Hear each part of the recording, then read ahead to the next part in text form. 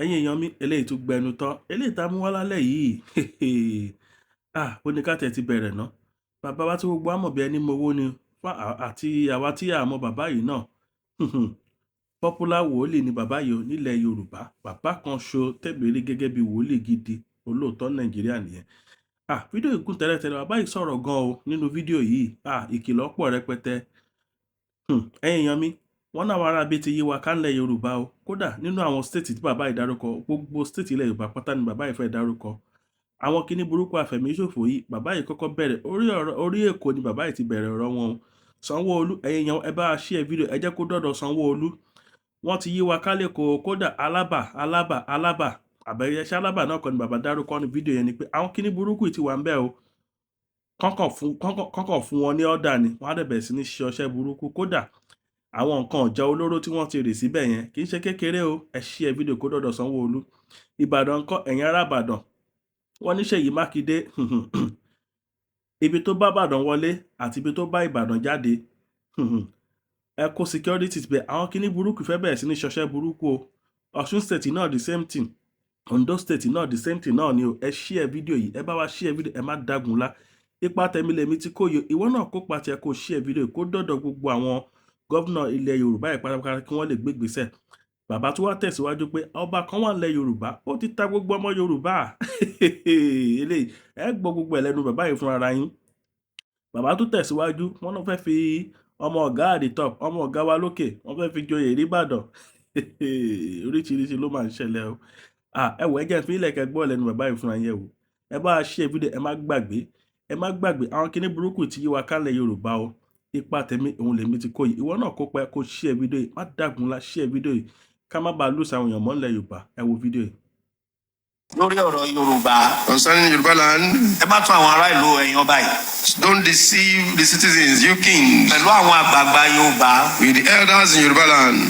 ọba kan ti gbàbọ̀dé fún yín gan tó pọ̀. There is a particular king is already an agent of bewitchment. ó sọ láàrin pé àwọn àṣírí kan máa tún ó dẹ̀ tó. I've told you before that a lot of secrets will be open and the secrets are opening up. ìtọ́pọ̀ tí ó tú kò pẹ́ Another mọ́. one is coming, is very near. ìtọ́pọ̀ tí ó tú yẹn ló máa pín gbogbo wa.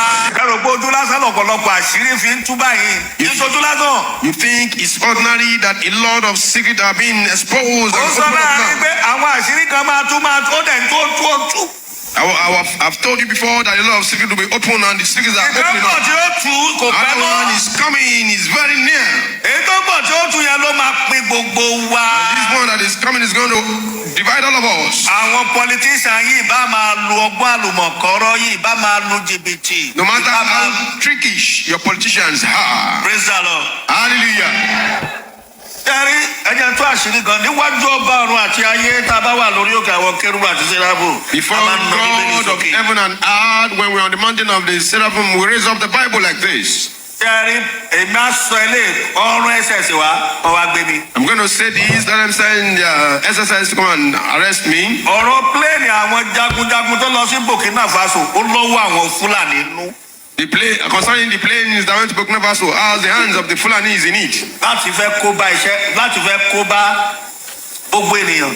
Olúwa sọ fún mi pé The Lord told me that ó ní ìmọ̀ àwọn Fúlàní nínú. it has the knowledge of the Fulanis, is part of it.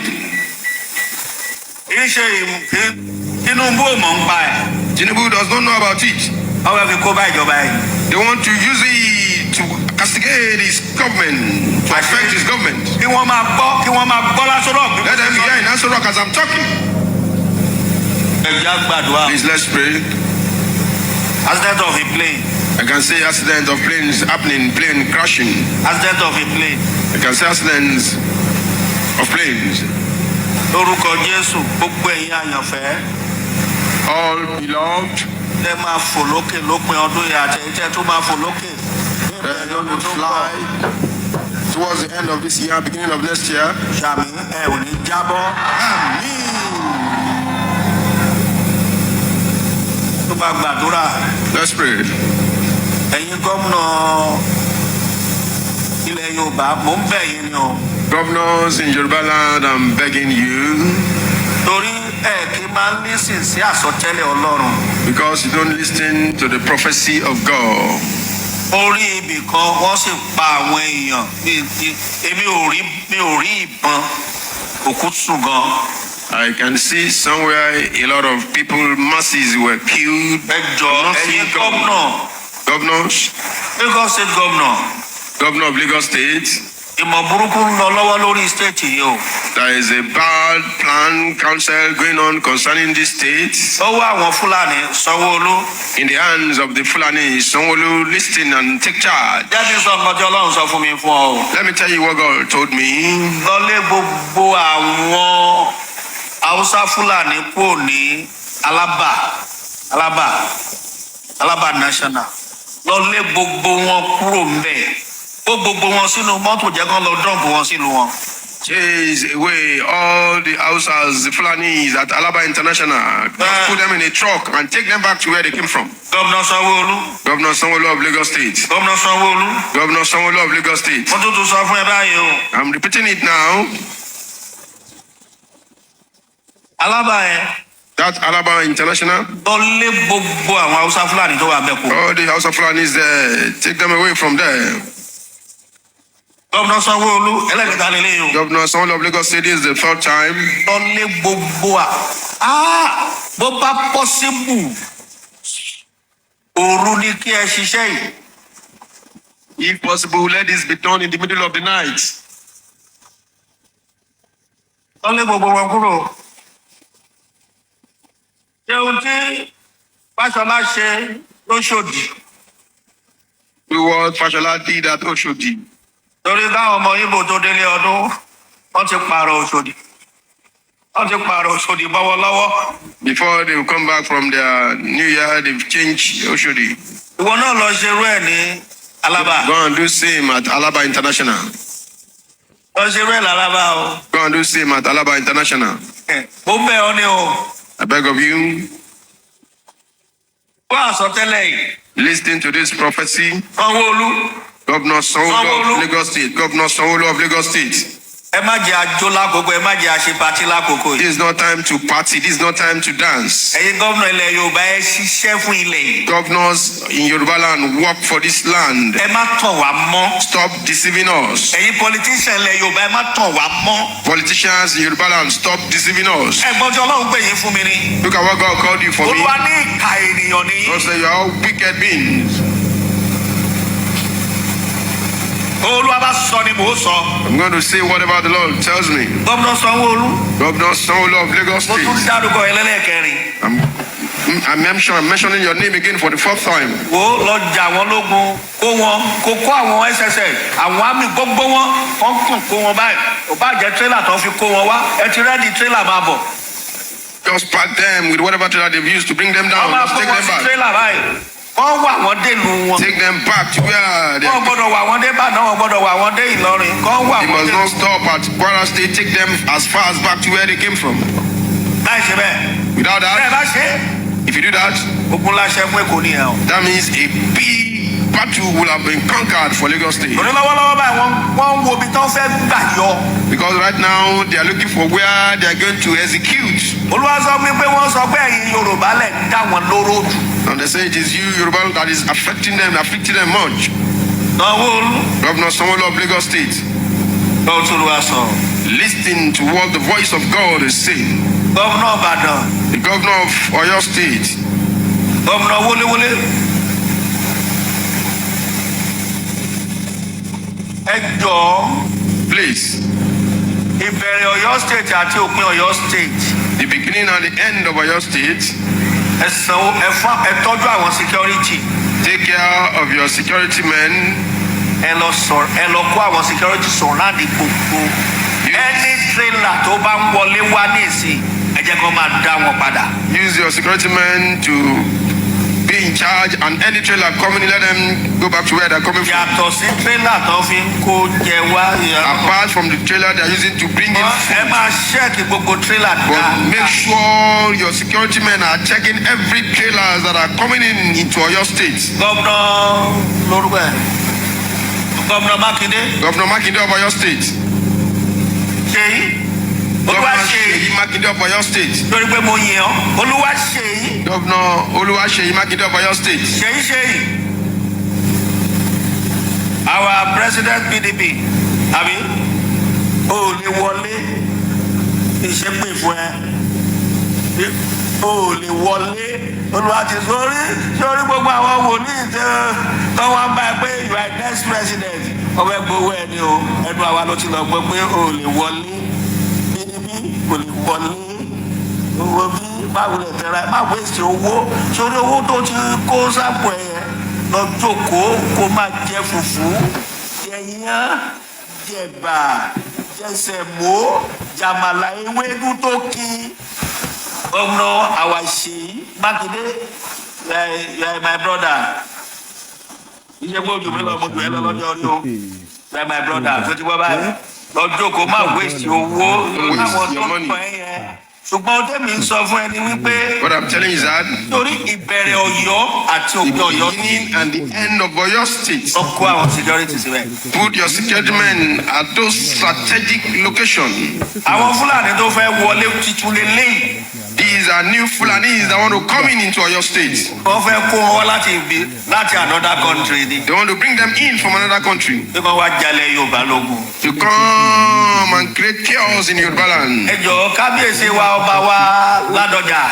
Our King Ladoja, Ẹ bá wa bá gómìnà Ṣèyí Mákindé sọ̀rọ̀. please help us to talk to Governor Seyi Makinde to do this. Lọ́wọ́lọ́wọ́ báyìí ọ̀rọ̀ ìbò tán fẹ́ dì ló. Because as at now, what is important to him is the election. Adẹ̀jẹ̀ sọ fún ọmọ yẹn pé kò lè wọlé. And he's already informed that he cannot Èyí tó win, ní cannot become president of Nigeria. gbogbo ọbẹ̀ torí gbé lọ́yọ̀ọ́ kó jókòó. Ó kàn máa bù ú káwọn ṣẹ́ẹ̀fù máa ṣàfojẹ́ fún. Èmi sọ tèmi fún yín ni o. Ṣé o lè wọlé ṣùgbọ́n bá wa kó security. But make sure you put your security men at strategic locations at all the borders in Oyo State. Gómìnà Ọ̀ṣun state Akọ́ọ̀dù Governor of Oyo State, bàbá oníjó láti máa so wọn lọ́hùn fún yín nìyẹn. that's how I'll be telling you the voice of God. Lọ kó security sí gbogbo ilẹ̀ Ìwó. Go and put your security men in Woland. Ẹ má ṣeré o. Don't joke with this. Àjòdè ilẹ̀ Ìwó àwọn security ní kókó wa bẹ̀. Don't go to Iwo to go and dance. Go and put your security men there. Lọ kó security sí ilẹ̀ Ìwó Go and put your security dáadáa. men in Iwo. Àṣírí lánàá yìí máa tún bẹ́ẹ̀ o. A great secret is going to be opened up. Àṣírí tako. The secret about gun shooting, Bí wọ́n kó pamọ́ sí ó máa tú. where guns are kept, will be open. Àbá ti máa sọ tiwa náà ni. That's how we'll be saying our own. ọ̀gá ẹ fóònù kọlà wọlé. Ẹnìkan ló romi fún yín. Wọ́n dẹ̀ pé fún yín lóye. wọlé máa ṣe olúwa ọmọ yorùbá. Ṣé mọ̀ pé yín máa lómi náà? Àgbà wọ́n tó gbé fún wọn bómi wá wọ́n bómi lọ. Praise the Lord. Hallelujah. máa lọ lé ọmọ yorùbá.